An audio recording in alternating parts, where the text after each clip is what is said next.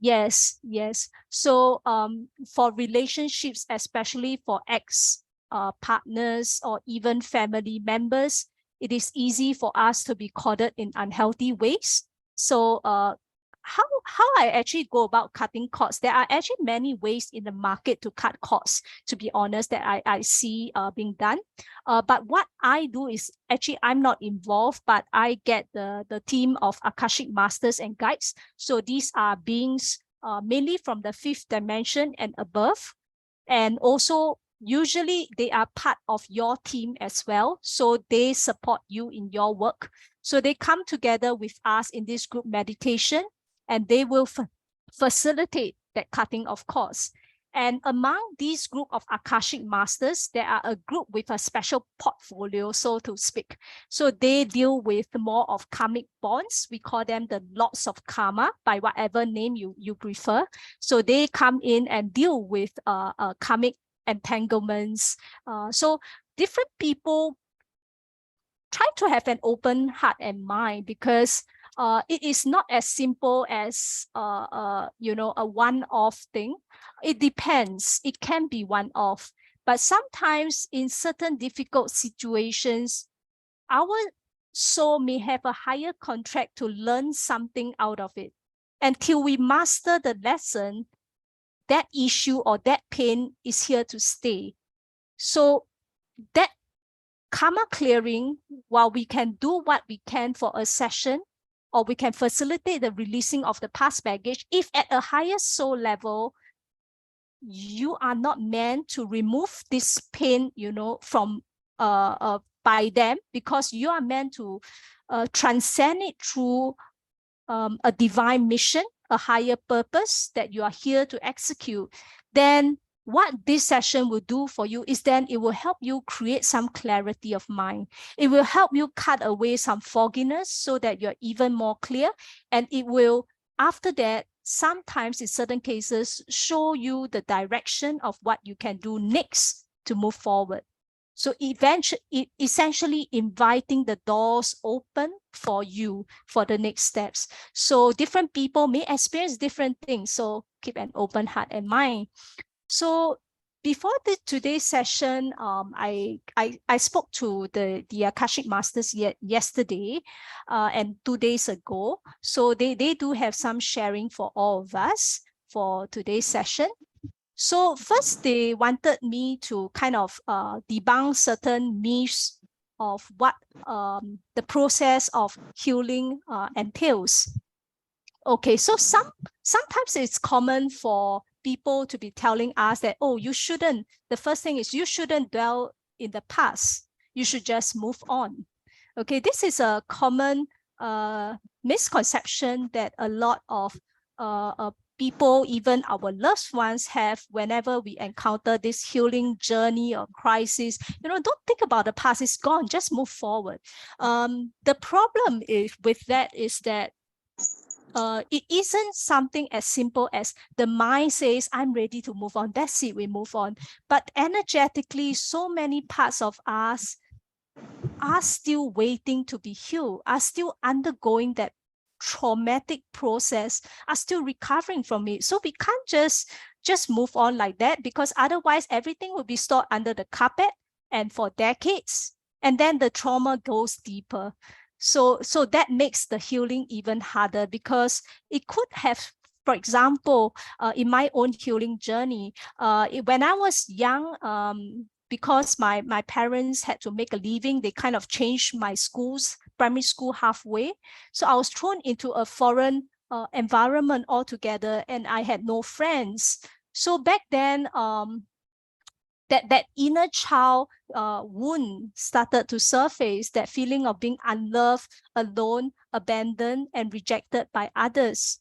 And then back then I thought that, oh, I was always taught with the mindset that I should just take it up, suck it up, and then don't be so weak as to dwell on the past, just move on. And you're not supposed to feel anything from this.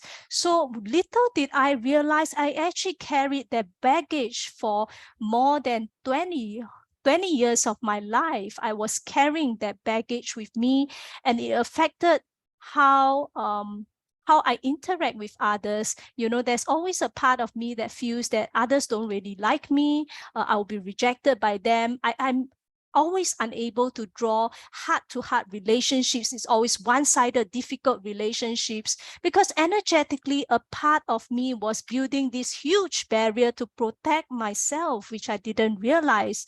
So it stacked on more and more. So by the time I actually work on this issue, it might be a very simple thing, feeling of being unloved, alone, abandoned, or rejected by others. Then it actually ended up having to clear cords with my family members, with past bosses, with past friends, with different situations that surface, and then going deeper and deeper, inner child, then even past life betrayal, all these things that eventually brought me to a centered space that hopefully I am and continue to be today. Okay, so it takes a lot of effort. So the easiest way to clear is when things come up, to be honest to ourselves and just work on the healing rather than to suppress them. All right, Amanda, please share. Sorry, I don't know if this will disrupt the session, but Not at all. I'm guided by my intuition to support whatever you have said. Yes. So whatever you have explained just now, I completely agree. And I just want to add on that on a neurobiological level, it is actually impossible for us to move on from the past. You know, maybe it's possible from the thinking level. So what people do is they distract themselves and they get into addictions to actually suppress whatever they feel in the past, because it was too traumatic, right? And we were peer pressure, we were pressured by society to say, look, let's move on, especially men. Men are not allowed to grieve, men are not allowed to feel sad and stuff like that. But essentially what happened when the traumatic event happened in our childhood, it actually programs our nervous system in a way that it continues to function in the same way even as we grow into adults, unless we receive some kind of interventions. So there's always a reenactment of the past, like it is as though we regress to our childhood times when things happen in the present, like a trigger from a boss, let's say from Asha's boss. So and that suppression will eventually lead into some kind of, it will manifest into something else. It could be an angry inner child that resents you. So you always feel like, you know, when something happened, then, you know, you suddenly feel that you're angry with yourself as well, or it can manifest into pain in the body. So there's this great research that's done in the US. It's called the Adverse Childhood Experience, that they have surveyed 20,000 people who had adverse childhood experiences. So the conclusion is, whatever difficulty, that trauma they have gone through, the more trauma they have gone through, there's a higher rate of illnesses, fatal illnesses. It can eventually lead to also bad coping mechanisms like addiction of alcohol and drugs. And eventually it goes to stroke, and then the top of the pyramid is death. So there's a higher mortal rate for people who have gone through a lot of trauma if they don't receive intervention. Yes, indeed. Thank you, Amanda, for sharing the scientific part of that. That's really, really helpful to know. And energetically, what I had struggled with, that I realized on my healing journey, just from the inner child wound, okay, was that energetically, when you do an energetic scan over my chakras, okay, back then, what I discovered for myself was a heart that was essentially locked, if that makes sense. It was so close that I kind of even locked it. So the clearing becomes so hard because I buffered myself and I was desensitized. It was desensitized to an extent I couldn't even cry for a few years because I didn't know what crying was. Okay, I thought crying was meant for the weak. So a lot of such misconceptions. So then we look into what then is the whole process of healing and releasing of past baggage. How can it serve us? Okay, so what the process is like. it actually requires, at least from my personal experience, what has worked for me is really the consistent efforts to go deeper and to be honest with the self. It's so important whenever emotions arise these days for me to really learn to acknowledge that, okay, I feel jealousy coming up. I sense anger creeping in. Okay, I feel uncomfortable towards this person. So the first thing I do nowadays is to acknowledge that emotion. Okay, to be honest with myself, whatever it comes up, it's okay. I'm jealous. I feel jealous. Okay, so then what happens? Every day, okay, take that time to take out the journal and to write down, verbalize, or give that space to write down that emotion. That has really helped me tremendously in the journey. Is Initially when I started writing down, it felt like end of the world because there were so many issues, and I felt like I'll never get through this whole mud that I was trying to swim in. Like, it didn't make much sense. I was feeling so dense. There were so many issues. I had so much inflammation, pain every day, everywhere, and I didn't know where to start. So I started journaling, and I even, if you look at my blog, the earlier posts, it was actually a few years back, I was writing about my own life, my own wounds, and being completely honest with myself, how I felt back then. And the worst is because I had such an excellent memory, I remember every single detail of the trauma. So that really held a lot of space in my body, in my energetic fields. So when I started writing, the masters assisted me. It is like a form of releasing. We are giving ourselves the permission to acknowledge what had happened instead of suppressing under the carpet, and then just writing with the intent to just heal, release, and move on. So sometimes when we write about a certain situation, a few days or a few months down the road, we may kind of think about that situation again and write again, but this time it will be from a different perspective. And you realize as you keep writing, it takes up less space in the memory. It kind of dislodges from the mind that is like permanently stuck there. How do we know what past baggage to work on? Things that are constantly or regularly on your mind, hoarding the space that you want it out, but you don't know how to get it out. So these are the baggage that is topmost on your list. So writing is a good way of releasing.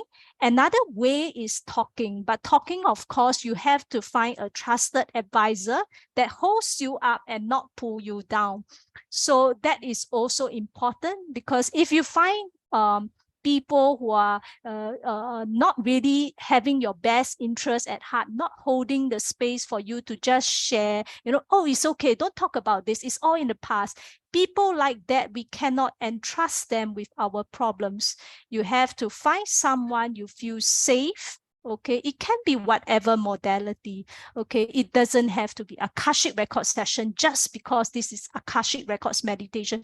It could be a counselor, a psychologist, a mentor, a friend, a family member that you feel safe. You feel safe to be honest. That's where you can share and help with the release. Yes, Amanda, please add on. Hey, please unmute yourself.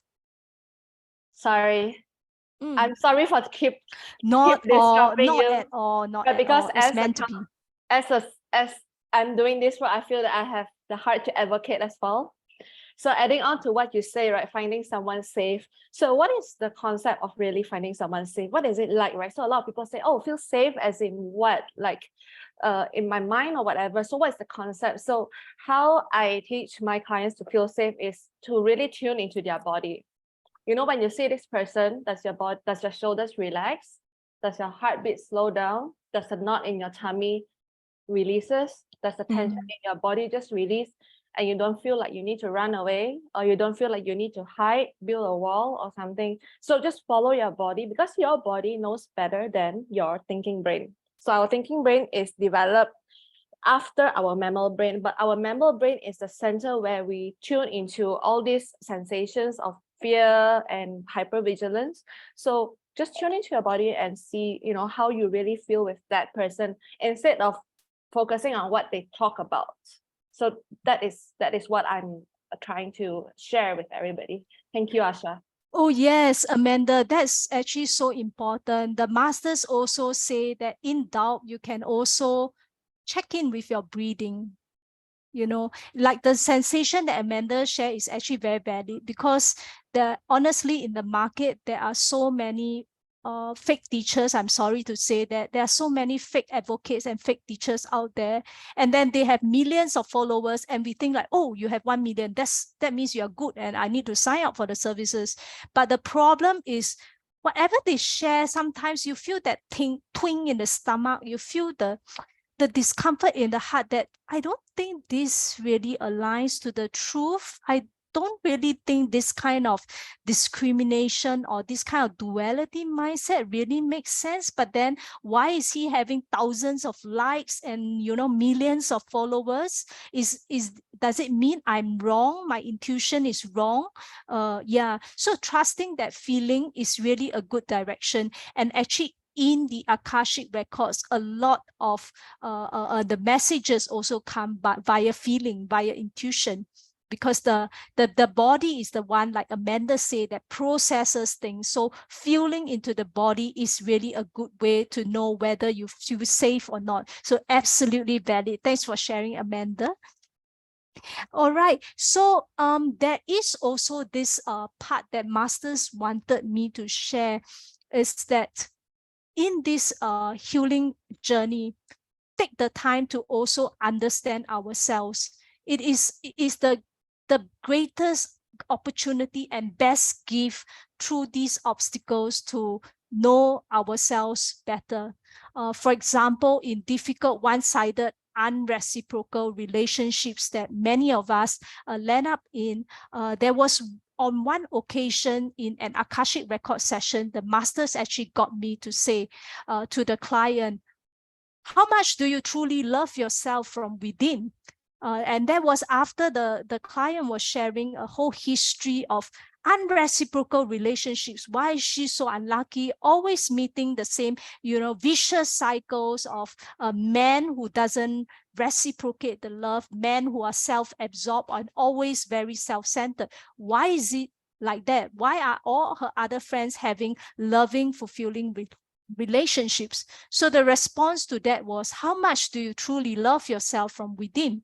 Because energetically, what they saw was that in terms of self-love, it was very low or close to none. And that is why energetically she was drawing all these unfulfilling relationships back to her. And then sometimes we can kind of investigate for ourselves on a scale of 0 to 10, 0 being the lowest, 10 being the highest. How much self-love do I think I have? And then also another level in terms of giving and receiving love, you know, where am I on this scale? Is not really to be absolutely accurate, but just to have a sensing, you know, are we kind of, for some of us who are used to giving so much to others, but being so stingy on ourselves, there is also room for some healing. And also the masters also reminded me, you know, sometimes our giving is laden with expectations. You know, they say there is nothing wrong with expectation. So for example, I meet this new colleague, I give her chocolates, I buy her fruits, I give her a lot of things.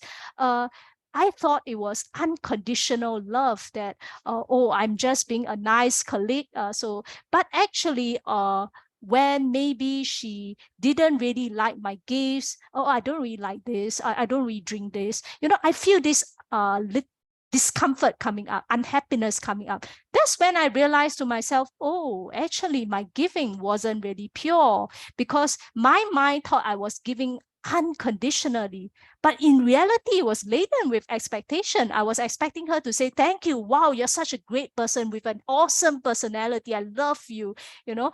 So when that didn't happen, I feel that discomfort. So that's when I realized to myself, oh, actually my giving wasn't that pure as I imagined it to be. So it is a process to know myself better. Of course, when we give with expectations and we know that, that's fine. But if we think it is coming from a pure space, but in fact it is not, there's a good chance to actually know ourselves better. And, you know, it also then sometimes for us with a lot of giving but not really receiving, there are also issues that then surface: inner child wounds, also family pains, or even other struggles, low self-esteem, unworthiness that then comes up for healing. So therefore, healing, clearing of past baggage can sometimes be very long drawn. You clear cords with the family, cords with the work colleagues, then after that clear inferiority complex. As you clear inferiority complex, unworthiness comes up. So we work on all these issues, and then gradually the situation improves. Yes, Valashin, I hope I pronounced your name correctly. Please share your question, please. Okay, so you can address me as Ila. Ila, okay. So Asha, in terms of giving, right? Is it maybe I'm not sure if this is the right question. Is it just to the human, like people around us, or this will also be satisfied us by giving to the animals too? Because from my past experiences, as what Asha shared earlier, right? That parents have to move out. Exact same situation I was in, and I was actually sent to my relative's house when I was about 8 years old. So where they believed that they will take care of me, but no, human did not take care of me. What happened was the pets that my aunt has it, she actually staying in a village type, so their pet dogs will be outside. There will be a dog house for them in Malaysia, you know, right? So if they also took advantage of me. So they like hurting me, even in they I was not even provided with uh, enough of food for myself. Okay, so now I'm already 30. So past then, I believe this has happened on year 2000. Sorry, about 19 something up there lah. Okay, they even like cut costs. They will only give me 20 cents for my school. I will just eat ice cream, no food, nothing. So what happened was, even when I tell I'm hungry, they won't feed me. So I will feel hurt. I'll go and sit inside the dog cage. I will be spending hours, days with the dogs. Even sometimes, if they give me food, just to share this one, I will take my plate and go inside the dog cage and have my meals. So at that point, this one already hit me hard, you know. And after that, I helped my friend, the people around with money and everything. Nothing was like all betrayed me. So what I started giving to animals, like feeding the cats, feeding the birds, feeding everything. This really satisfied me a lot, and I was so happy to see this. So that's why I'm asking you, is it in terms of that only to people we have to give, or to animal also it could be the same?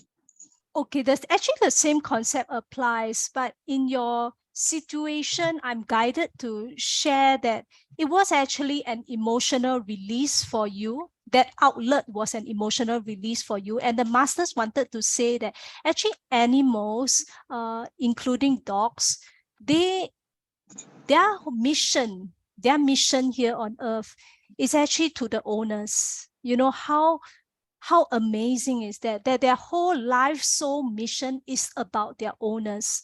So that's why on a certain level they have the power to take away the emotional pain that you were feeling back then, and you had no other person to support you. So who supported? That animal actually supported, and that animal was taking on some of the pain so that you feel less painful. So then that process, that relationship was where you feel most comfortable, most at ease. So in fact, the animals were part of your own healing journey, because it came from a period where that trust in humans started to drop, and it left you with, it was impossible maybe in your situation for you to even establish that bonds of trust, to feel that humans can be trusted. And that's when the animal kingdom stepped in to support you. Maybe I would like to invite Amanda to share, please.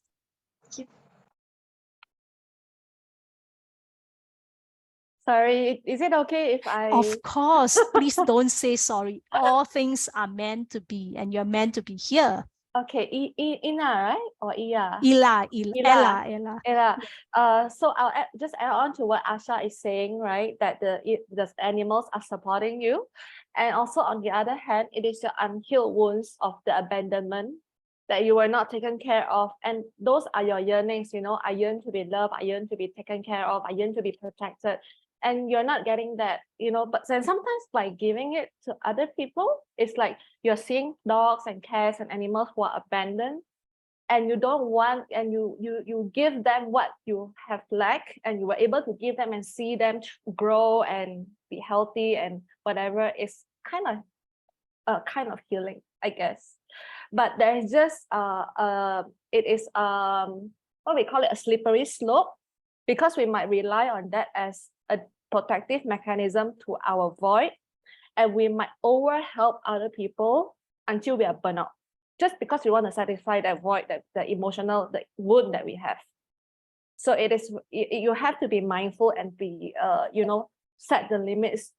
That's what happens to a lot of volunteers in social work, to counselors, because they carry so much wound, right? They want to help the whole world with their wound, which is impossible, you know. Our mission here is to heal ourselves, not other people. Yes. Okay, yes. What Amanda shared, absolutely valid. I'm so happy that you're here today to add more context to this session. Really appreciate that. Yes, it is so important. The healing of ourselves, it is so magical. And the masters wanted me to add on that healing ourselves is really the gateway to healing others, and even for magical things to start being magnetized into our lives. You know, so you see people trying to magnetize so hard these days, catching the full moon, catching the new moon, doing all kinds of rituals. But in reality, what we actually need to do is to get ourselves into an energetically balanced state most of the time. And then things meant for us, for our higher purpose, will start coming, knocking on our doors. Have we sometimes realized that whenever we feel calm and balanced for an extended period of time, that's when we start getting a lot of signs from the universe. That's when people come to us, things that are meant to happen for us. So just wanted to share because it popped up in my mind. You know, actually I was in the process of adopting a dog.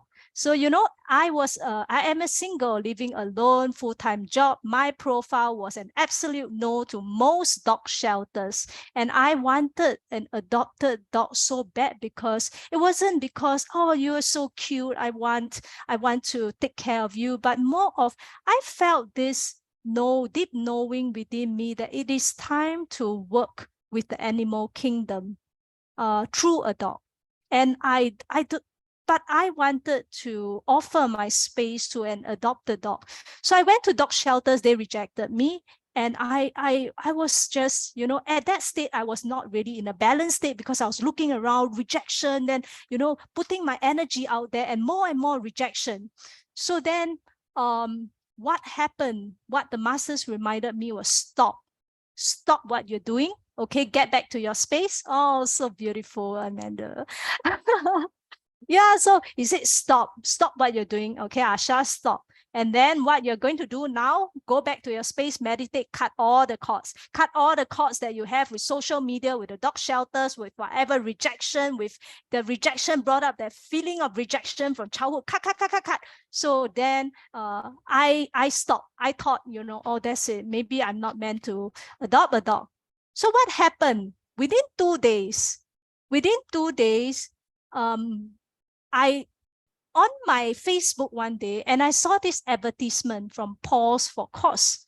and then it looked like, abandoned dogs in Korea bring to Singapore, you just pay for the relocation fees. And there were a list of dogs due for euthanasia. And at top of the list was such a cute dog. When I looked at it, I knew like, it was mine. Why is it doing there? Why is it due for euthanasia when it's so cute? But I know it's mine. So things happen that way. And then eventually I signed the paper. So the dog is now mine and then waiting to come to Singapore. So I'm so happy. But I just wanted, Masters wanted me to share this example to illustrate how important it is to be in an energetically balanced state. Because when you're balanced, you draw these good things to you effortlessly. But when I'm not balanced, when I had this rejection going all around, putting my energy everywhere across various dog shelters, what I got was more and more rejection.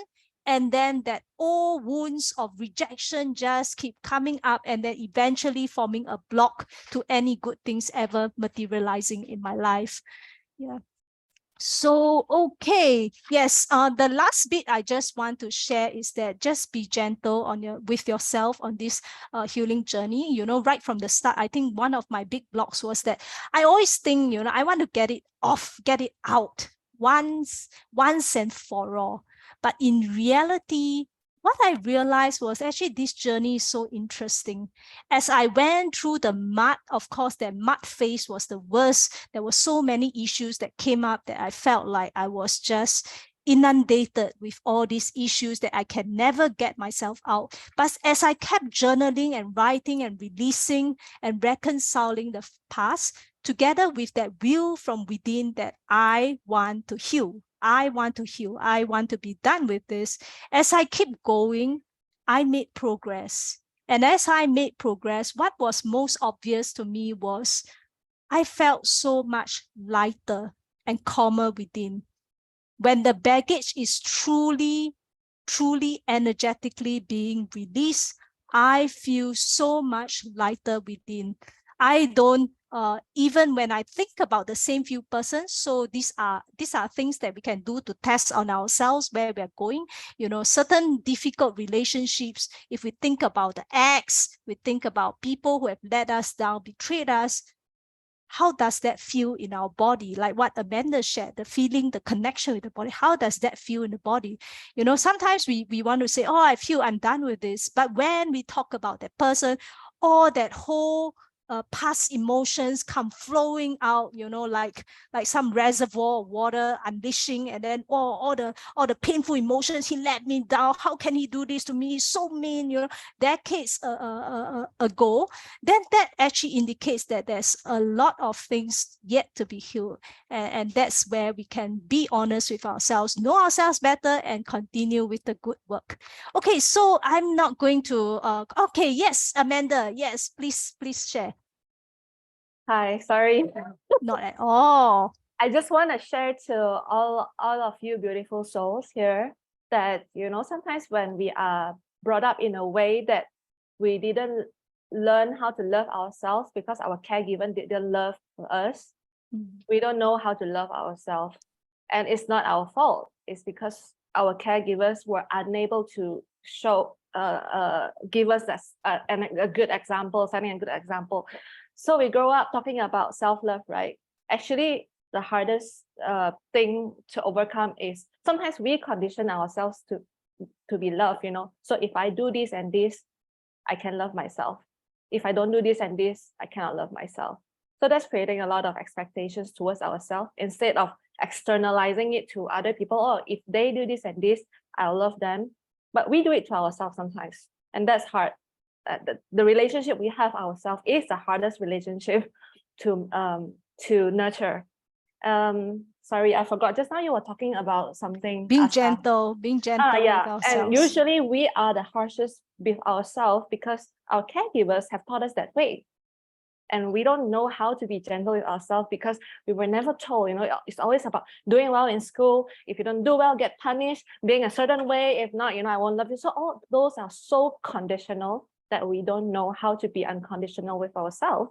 We end up being conditional with ourselves. And we end up being really harsh on ourselves because of those conditions.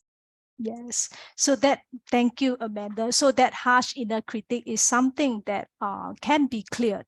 It's something that I've been working for the longest time on, finally made progress. But it is something that we still have to catch ourselves. So moving from disempowerment to empowerment. So what then do we do after we clear the baggage? So energetically, we can clear. But then that will, importantly, that personal will has to step in. Because when we clear the cords or cut the cords with different people's issues and situations, then that gives us a space to rethink and make new choices for ourselves. But if we slip back to the past way of operating, if we slip back into the blame game, into that unhappy relationship with self and others, then that kind of re-establish that old cords back to us again. So we would like to end off with, moving from disempowerment to empowerment. Essentially, when we do this healing journey, whether you realize it or not, you're taking back your powers to yourself. And then I'm done with all those bullshit. I'm going to change. I'm going to heal. And it will start with me, okay, by me, with whatever modalities that I'm guided to. I'm the one to heal myself and eventually my lineages, my ancestral lineages that are coded to me. Okay. Okay, so take some time to gather into your space, taking a few deep breaths. As you breathe in, intend to breathe in the light from all around you. Breathing the light to nourish all cells of your body.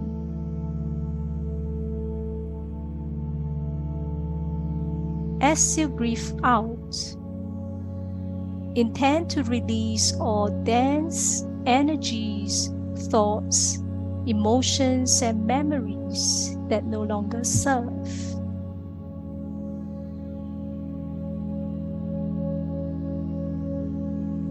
Breathing in light, breathing out density.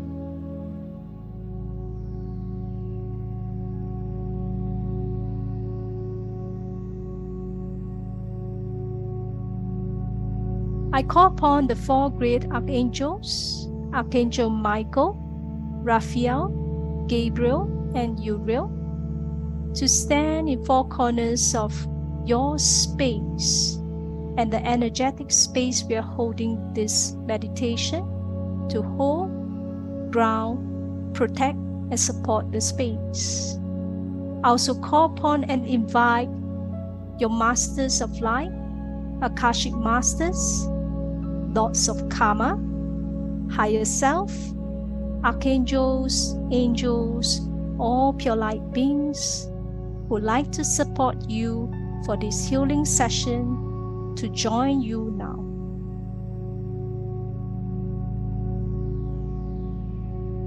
And feel your divine angelic team gathering around each of you in a circle of oneness, love, and light.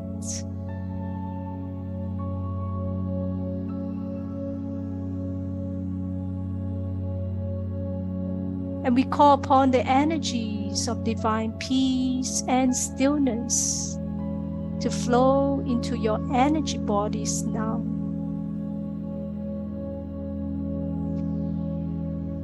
Flowing into your heart space.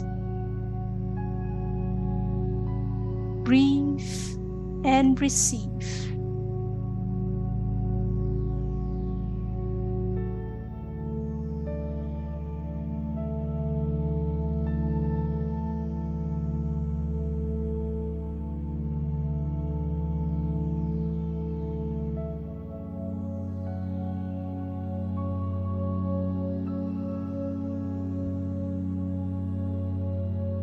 And we call upon your team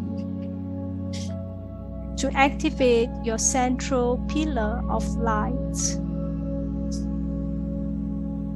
And as they gather around you, lighting up your chakras in your physical body,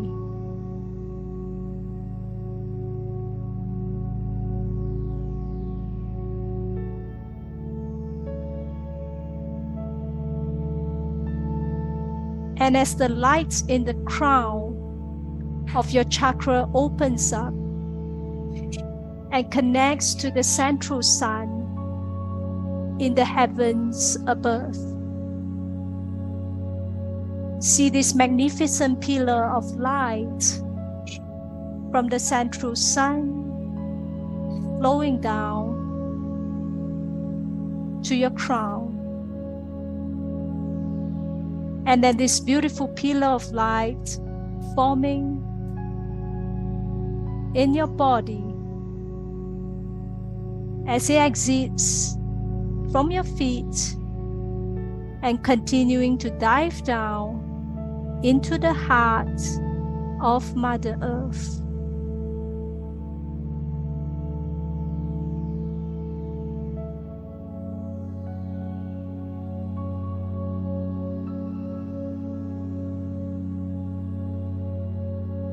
And we call upon each participant's lots of karma to surround each participant now.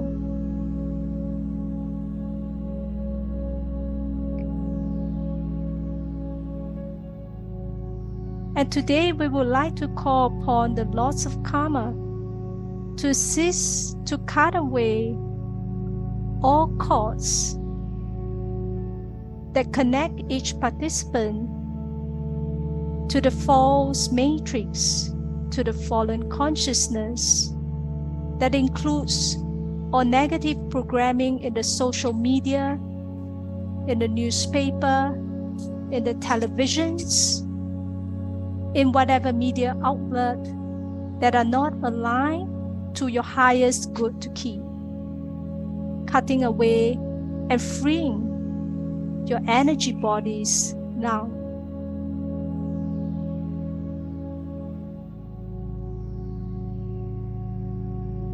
And as the laws of karma go around each of you, they swiftly remove all these cords of control, oppression, manipulation, known or unknown to us.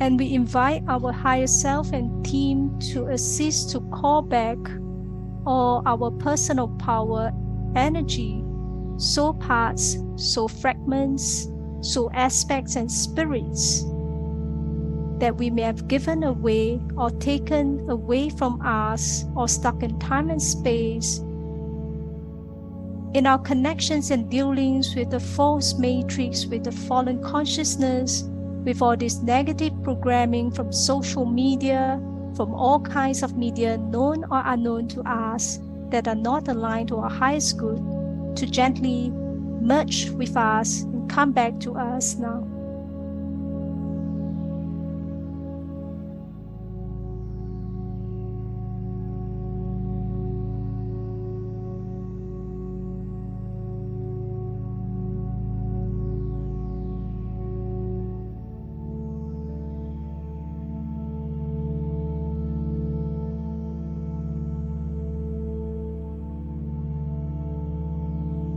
And feel all these disparate parts coming back to us.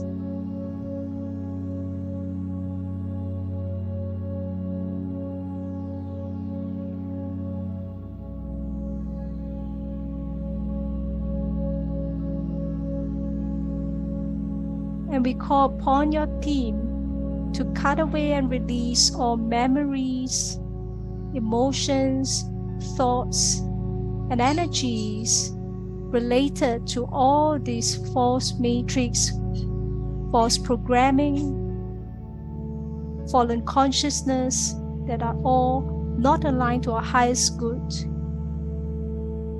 to be removed now, freeing up space in our energy fields.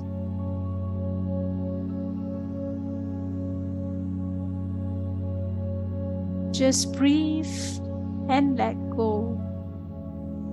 Allowing whatever is meant to leave, to leave.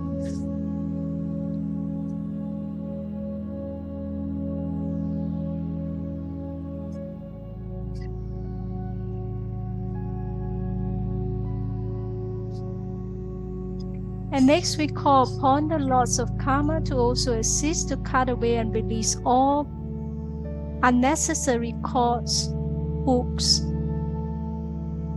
attachments, energy imprints, and karmic imprints of a negative nature connecting us to our family members, our spouses and children, adoptive parents if any, to be cut away and released now.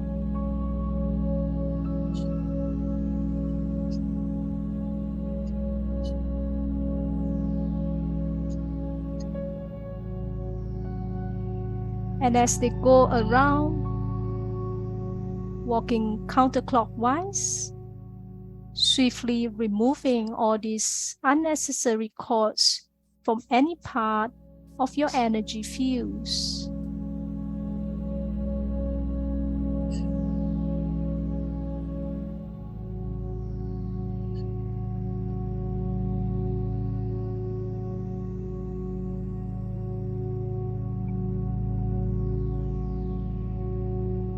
And we call upon your higher self and team to assist to call back all your personal power, energy, soul parts, soul aspects, soul fragments, and spirits related to your connection with your family members, spouses, children, adoptive parents that you may have lost or taken away or stuck in time and space or left behind, to gently merge with you now.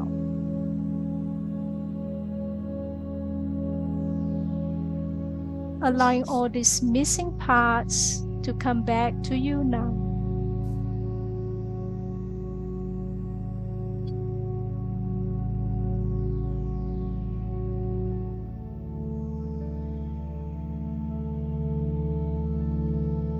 And they may merge with you at any part of your body, front and back, top to bottom.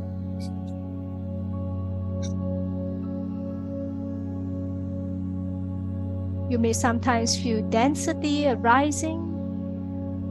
It could be a traumatic part of you that came back, a happy part that came back. Honor all parts that have came back and will continue to do so. And we call upon your team to cut away and release all memories, emotions, thoughts, and feelings related to your connections with your family members, spouses, children, adoptive parents that are not aligned to your highest good to keep, to be removed now.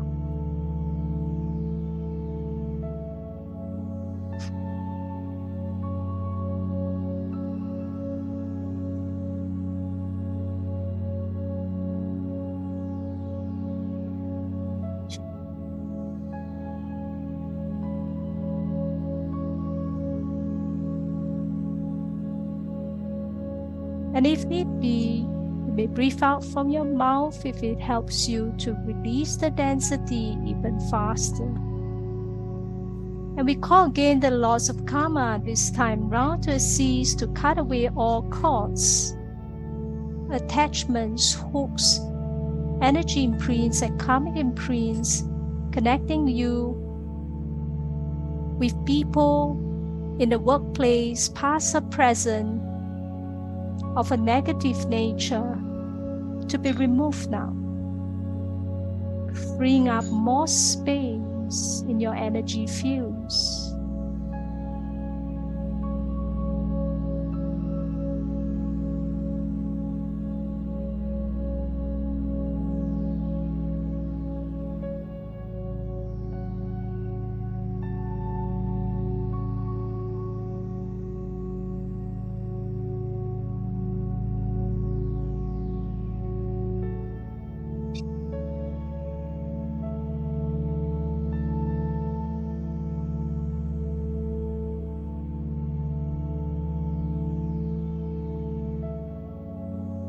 And we again call back your personal power, energy, soul parts, soul aspects, soul fragments, and spirits related to your connection with the workplace, the colleagues, past or present, that you may have lost or left behind or taken away from you, or stuck in time and space, to gently merge with you now.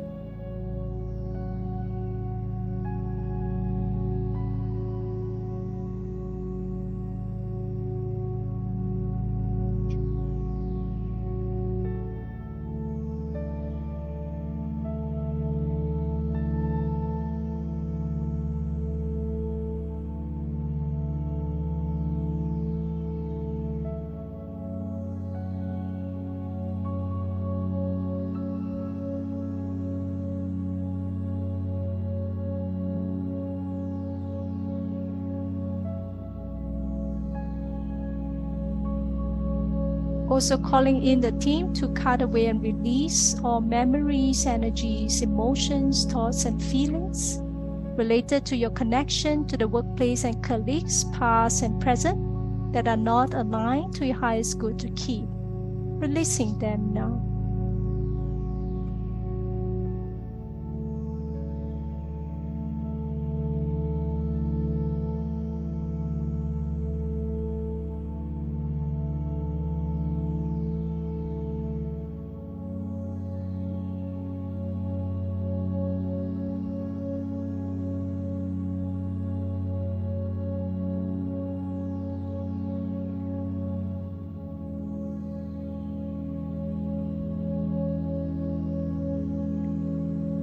Next, we invite each participant to set in your mind an intention of what you want to release.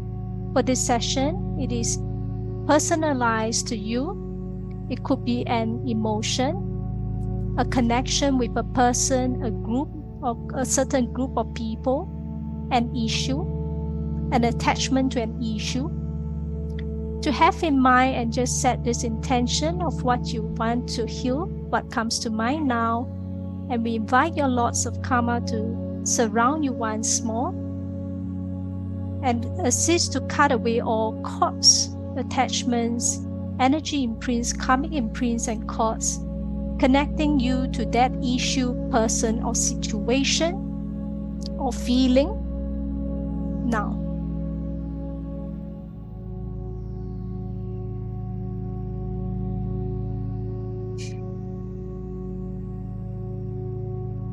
It could be feelings of guilt that I see being removed,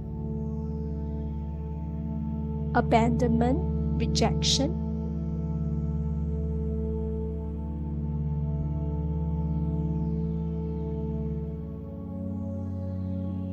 severing you from the contract of pain,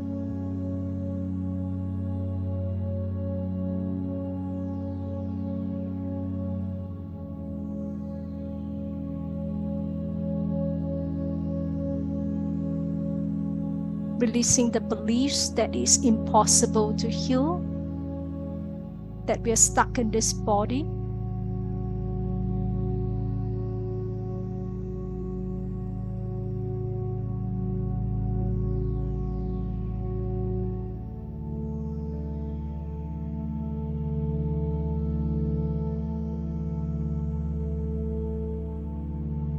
And I see so much gold light being shown down, freeing your energy space, doing a deep purging. And we call upon your team and higher self to assist each of you to call back your personal power, energy, soul parts, soul aspects, soul fragments, and spirits that you may have given away or left behind or taken away from you, for that person, situation, issue, emotion to gently return to you now.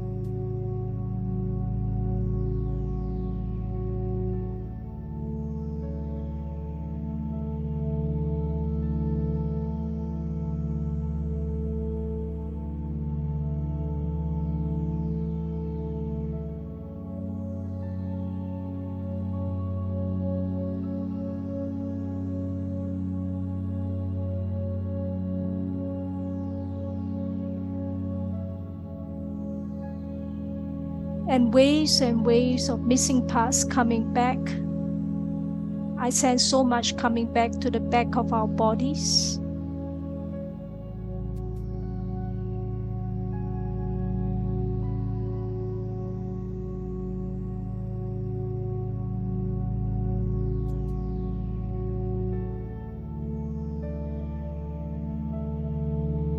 And we call upon and invite your team to cut away and release all memories, energies, emotions, thoughts, and feelings connecting you to that person, situation, issue, emotion that no longer serves. Releasing them now.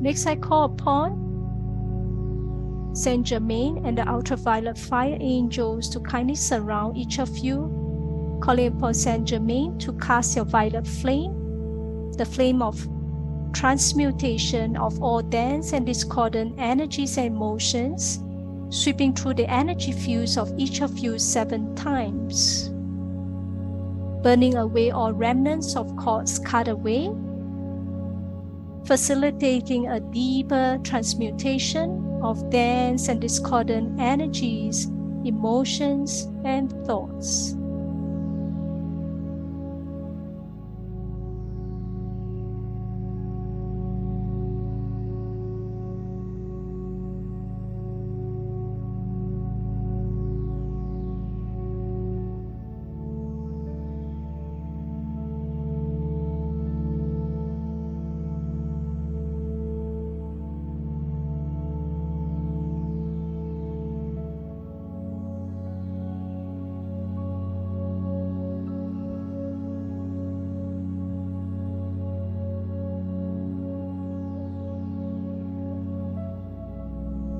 And thank you to Violet Flame, Saint Germain Ultraviolet Fire Angels. Next, we call upon the Black Angelic Fire Angels to surround each of you. And inviting the Black Angelic Fire, it is highly useful for purification of our physical body, mainly physical body as well as energy bodies. Okay, inviting the Black Angelic Fire to sweep through each of your energy fields, releasing and dislodging EMF, pollutants, heavy metals, harmful effects of vaccination,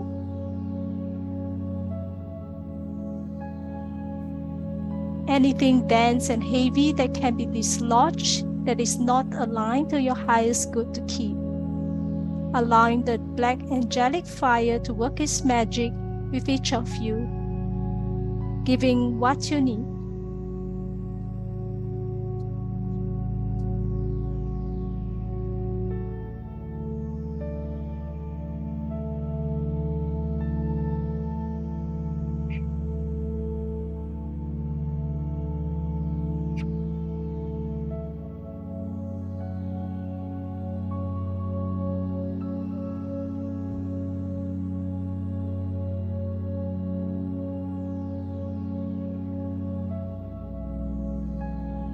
Inviting the Black Angelic Fire to be swept through each of your chakras from top to bottom, cleansing and purifying each chakra.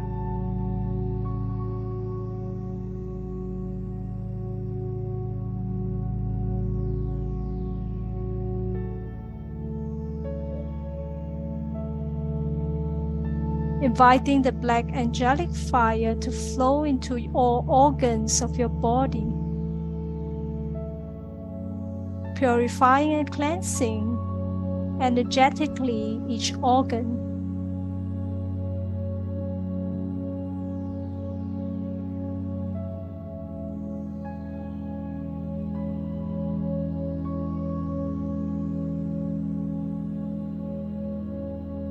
Flowing into all systems of your body, the nervous system, endocrine system, respiratory system, immune system, lymphatic system, digestive system, circulatory system.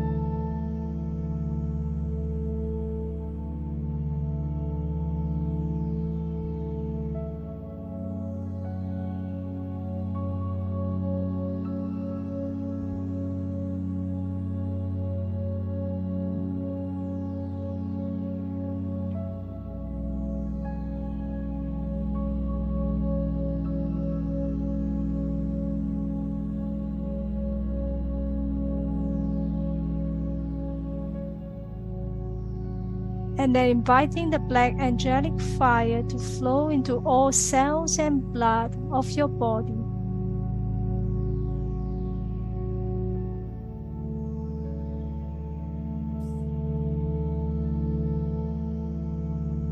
Sweeping through your physical body.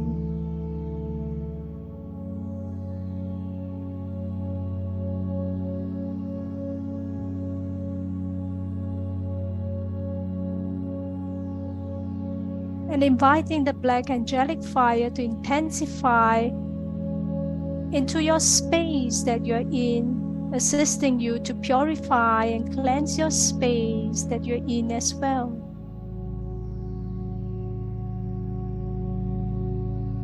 Holding you in a sacred space.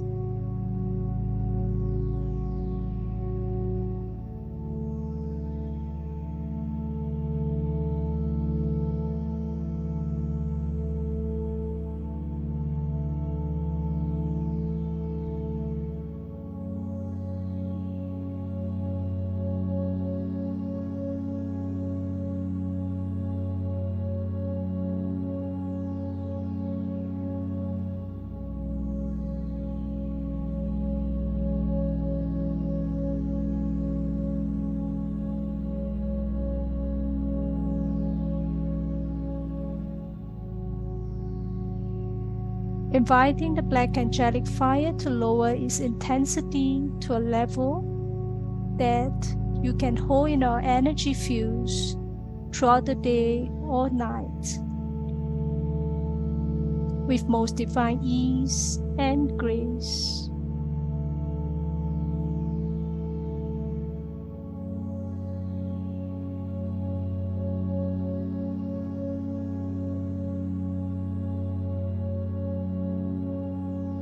Thank you to the Black Angelic Fire Angels. Last but not least, we call in our team again of the highest light and resonance to step forth and shine in the gold light of the Akashic Records to each of you, patching our holes, rips, and tears in your energy fields and filling you up in gold light.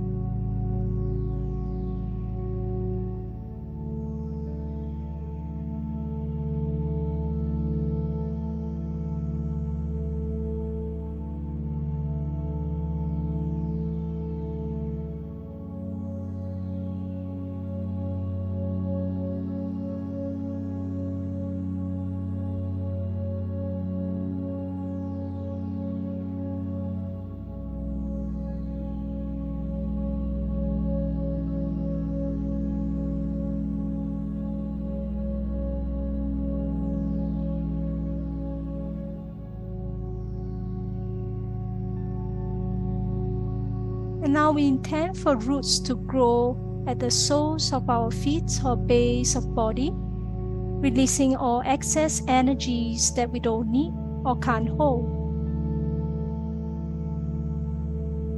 Taking in what we need.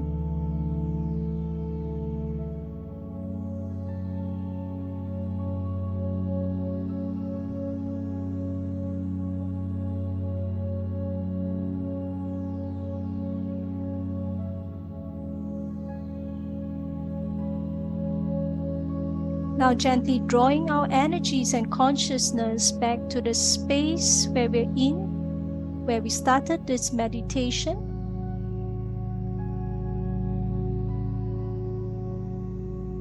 Drawing our consciousness fully back into our physical body.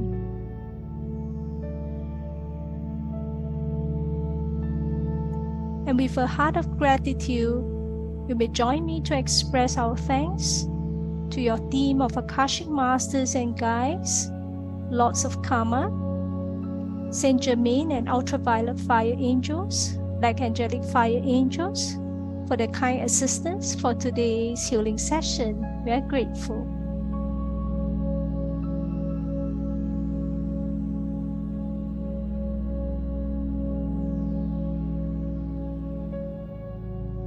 And they honor the divinity in each of you, precious children of theirs. May you continue to light up the world with your infinite powers, courage, strength, and bravery. We honor you. Anytime you feel ready, gently take in 3 deep breaths, slowly and mindfully, before you gently open your eyes.